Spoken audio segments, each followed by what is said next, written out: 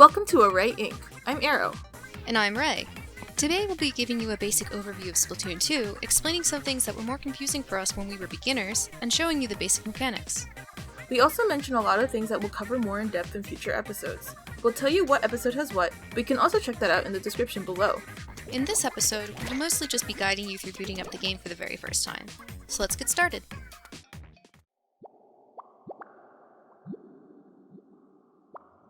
The first thing you'll do when you boot up your copy of Splatoon 2 for the first time is make your Inkling avatar. If you've heard of Octo links, those require the DLC, which we'll get into in episode 8. You can customize your skin tone, eye color, hairstyle, and what style of shorts or pants you want your Inkling to wear. You'll be able to change this later at any time you want. After you've made your Inkling, you'll have to complete a tutorial that's meant to teach you the basic game mechanics. The game will ask you to do things such as shoot balloons, paint walls, and swim through ink. Don't worry if you forget what you've just learned. The single-player mode will go over it again. Motion controls are turned on by default here, and you can only turn them off once you've completed the tutorial. With motion enabled, you can only look up and down using the gyro, so keep that in mind. Once you complete the tutorial, you'll be launched into Octo Square, which is the main hub for Splatoon 2. Here you'll be able to get to all the shops, the 2 different online multiplayer areas, the single-player area, and a few other useful things. The gear and weapon shops are on the left. When you begin, the gear that's available to you is limited. As you level up, though, you'll be able to get better gear and weapons. You'll stop unlocking weapons when you hit level 30, but the level cap isn't until almost 200. Each level after level 30 gets you a sea snail, but we'll cover that along with gear in episode 4. Weapons will be covered in episode 5. On the right side is the shoal, where you can play a variety of modes locally. There's also a mini arcade rhythm game. Over here is also Octo Studio, where you can see Pearl and Marina. And you've probably already figured it out, but Pearl and Marina are Splatoon 2's newscasters. They tell you what maps and modes are open when you start the game. These rotations are online based and happen every 2 hours. However, the news only occurs when you start the game and when Grizzco opens. Grizzco is located over here and hosts an online co-op game called Salmon Run. Along with 3 other players, you fight against an AI in the form of these things called salmonids. By playing this mode, you can get money, gear, and other items that can help your online play. We'll go more into this in episode 7. The square has a few other places of interest, along with your fellow Inklings. There's merch on the side of Deca Tower. He helps sort out the gear you buy in the stores, among other things, which we'll get into on episode 4. And on the other side of the tower is Judd and Lil Judd, where you'll pick up your sea snails after every level after level 30. They can also give you some helpful tips for your online gameplay. There's also Krusty Sean and his food truck at the back of the square. You can buy food here, which applies some pretty useful features during your gameplay. This we'll also cover in episode 4. Of course, I'm sure you've noticed your fellow Inklings in the square. If you're online, they're generated generally by the freshness of their posts, with some new ones here and there. You can view their posts and give a fresh to the ones you like, or report any you find inappropriate. You can also order the gear they're wearing. And if you want to share your own post, you can do that by going to this red mailbox on the side. You'll have to share the post on a social media platform like Twitter or Facebook in order for your post to be shown in the square.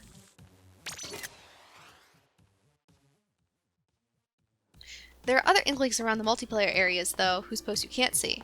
This is because they're the Inklings you've played games with in Salmon Run or any of the PvP modes. While you can't see their post, you can still see their gear and weapon stats, and you're still able to order the gear that they're wearing. And then there's the Inkling in the kimono here. If you get close to her, she'll disappear down the drain pipe. But don't worry, you can follow her by going into squid form by pressing ZL. She leads to the single player mode, which we'll cover next episode. We advise you to do this first thing, as it really gives you a good practice on the game mechanics. Finally, there's Deca Tower in the middle. We'll get into that in a moment. Just know that it's where you'll probably be spending most of your time. If that's too much, or you're just too lazy, you don't need to walk to all the main places in Octo Square.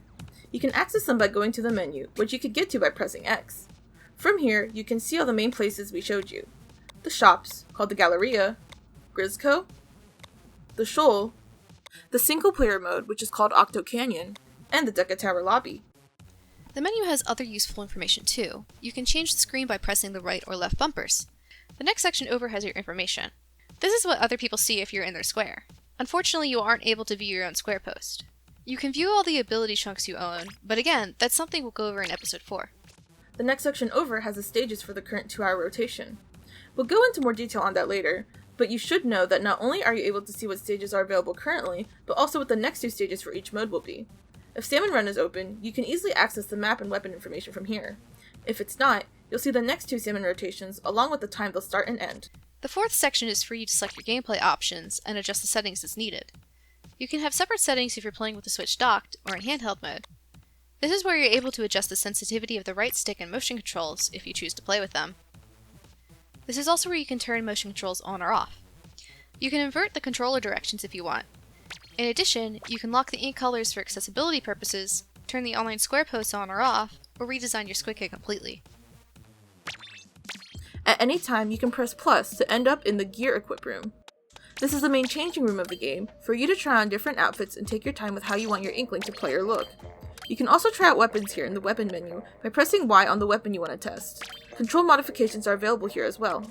Also, you can change your Inkling's hairstyle and pants from here instead of needing to redesign your avatar completely. And if you have an amiibo, you can save all the character designs and settings to it, or load one directly from here. Deca Tower is the heart of Inkopolis Square and the main hub for the player versus player modes. Once you enter, you're in a lobby where you can pick the mode you want to play. The default and most casual mode is Turf War, where your main goal is to cover as much ground, or turf, as possible. We'll go into detail on that in episode 3. Once you reach level 10, you'll be able to access ranked modes, which can be found above Turf War. Ranked is a more competitive mode where there's an objective like capture the flag or clear the hill. These modes, as well as the maps, rotate every 2 hours. Ranked modes operate in a solo queue where you're slotted into a lobby with 7 other players and divided into teams of 4. Unlike Turf War, there's an algorithm in deciding these teams based on weapon balance. Each mode comes with a meter for your rank, hence the name, Ranked Modes. The ranks go from C- to X. You rank up or down based on wins and losses. The game has a predictive algorithm, so if you win a game your team wasn't expected to win, you'll get more points towards your rank bar. If you lose a game, you may get a crack in your bar. If you get 4 cracks, your bar may break or you may maintain your rank, depending on the progress you made. After A+, is S rank, and after that is S+, which goes from S plus 0 to S plus 9. Past S plus 9 is X rank, where you gain points after winning a battle or lose points after a loss. The more points you have, the higher your position is in global rankings. Players in the top 500 for that mode have a special badge above their head.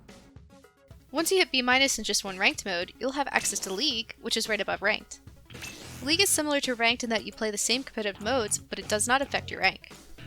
The main difference is that while Ranked puts you in a room with 7 strangers, in League you're able to play with friends. You can play in pairs or groups of 4. If you're playing as a pair, you'll be put in a room with 4 other pairs. If you're playing as a quad, you'll only get matched against another full team of 4. Now you may be wondering about this whole maps and modes thing.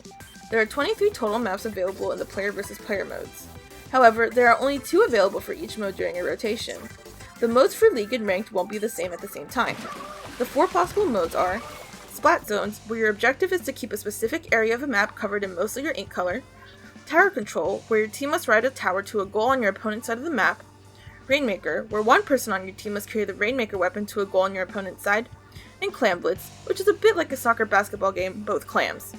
We'll go into each of these modes in episodes 9 and 10, and may make more videos for map tips in the future. And if you've never played a map before or don't feel very familiar with it, you can do some recon from the lobby. You can explore the map for as long as an actual game and try to get to know the map better. If you're playing online with a friend, you can also go down to private battles. In private battles, you're able to pick from all 23 maps if you want to check them out, or even play a game. You have access to all 5 modes from here, so you're able to play your own competitive games with friends instead of with random people. You can customize who is on what team, and also allow for spectators, or spectate a game yourself. Private battles are entirely your playground, so get some friends together, equip a weapon, and have fun. If you're browsing the private battle maps and modes, you may notice a mode called Turf War Splatfest.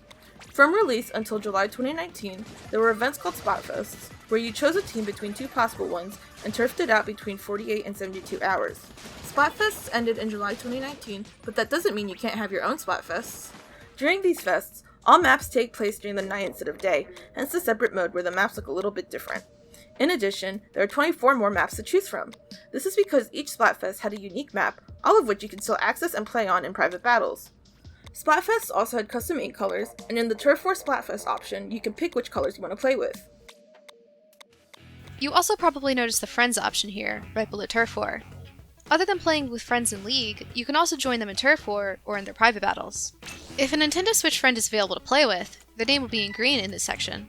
You can join them from here if they have a League room open, if they have a private battle room open, or if they're in Turf War game and there's space for you to join. The only multiplayer mode that can't be accessed from the Friends panel is Salmon Run. If you don't want people to crash your room, you can set up a code so only people who have it can join your game. I know you just went through the tutorial, but we wanted to review the mechanics one more time. There are a lot of buttons to press, and it can take a bit to get used to, so we're going to take the end of this video to thoroughly demonstrate everything. The left joystick controls your movement. Up is forward, down is back, left is left, and right is right. Pressing no other buttons aside from the left joystick allows you to run in kid form. The right joystick is your camera. Not only does it adjust the direction of your screen, but it also indicates where you're shooting. Some beginner players can have precision issues, since they might be aiming a little bit too high or low than what is ideal. You want to pay attention to your reticle, this crosshair in the middle, to maintain your accuracy. We recommend you consider playing with motion controls, even if it's not intuitive at first. Both of us started without motion, but when we changed, we quickly adapted to it. Motion helps you aim your reticle more precisely, instead of relying on nudging your R stick the right amount. It doesn't necessarily assist in moving, but controls which way you're facing or turning, especially up and down. Motion controls don't render the R stick completely useless, as you can still use the R stick to move the camera left or right. And motion controls help you turn faster, and it's especially useful for 180-degree turns.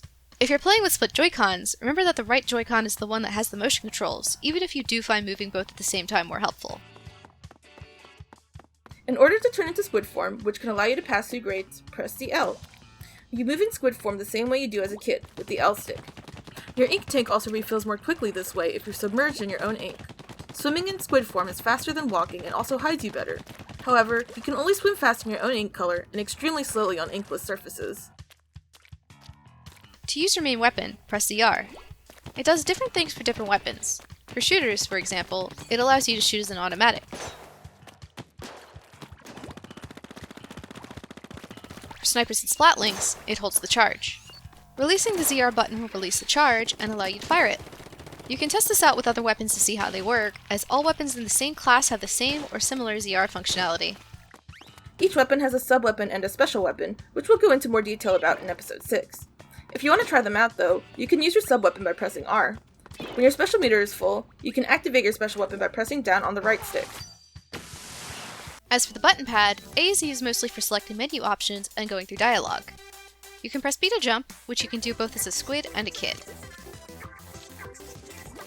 X is used for checking maps and PvP modes. And Y is used to reset your camera with respect to where your inkling is facing, which is useful if your camera gets messed up. And last but not least are the very important communication buttons. Splatoon 2 not having a voice chat feature when you're playing solo queue is generally a good thing, but it can make it hard to communicate with your teammates. However, there are a couple callouts on the D-pad. Pressing up makes your inkling say this way, and pressing down lets you say booyah. If you get spotted in a game, your this way turns into an ouch. The more you play, the more you get used to the controls. You can learn tricks and useful weapon-specific strategies, so be sure to try your hand at some online battles when you get the chance. This is why we recommend you do the single player first though, because it's the best way for beginners to get used to the controls. As long as you start with the L stick to walk and ZL to turn into a squid, Marie will show you the rest. And that's what we'll be covering in the next episode. We hope this helped you get started with your game. Thanks for watching, and keep an eye out for our next video. If you've enjoyed watching our videos so far, be sure to leave a like and subscribe. You can also follow us on Twitter with the link in the description.